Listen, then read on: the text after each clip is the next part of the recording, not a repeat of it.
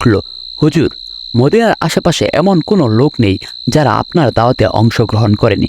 তখন নুরুদ্দিন জঙ্গি বলিষ্ঠ কণ্ঠে বললেন, আমি যা বলেছি ঠিক বলেছি, আপনারা ভালোভাবে অনুসন্ধান করুন। সুলতানের এই দৃঢ়তা দেখে লক্ষাধিক জনতার মধ্য থেকে এক ব্যক্তি হঠাৎ করে বলে উঠল, হুজুর, আমার জানামতে দুজন লোক সম্ভবত এখনো বাকি আছে। তারা আল্লাহওয়ালা বুজুর্গ মানুষ, জীবনে কখনো কারো কাছ থেকে হাদিয়া তোহফা গ্রহণ করে না, এমনকি কারো দাওয়াতেও শরিক হন না। তারা নিজেরাই লোকদের অনেক দান খয়রাত করে থাকেন, নীরবতায় অধিক পছন্দ করেন, লোক সমাজে উপস্থিত হওয়া মোটেও ভালোবাসেন না। লোকটির বক্তব্য শুনে সুলতানের চেহারায় একটি বিদ্যুৎ চমক খেলে গেল। তিনি কাল বিলম্ব না করে কয়েকজন লোক সহকারে ওই লোক দুটোর আবাস স্থলে উপস্থিত হলেন। তিনি দেখলেন এত সেই দুজন যাদেরকে স্বপ্নে দেখানো হয়েছিল। তাদেরকে দেখে সুলতানের দু চোখ রক্তবর্ণ ধারণ করল।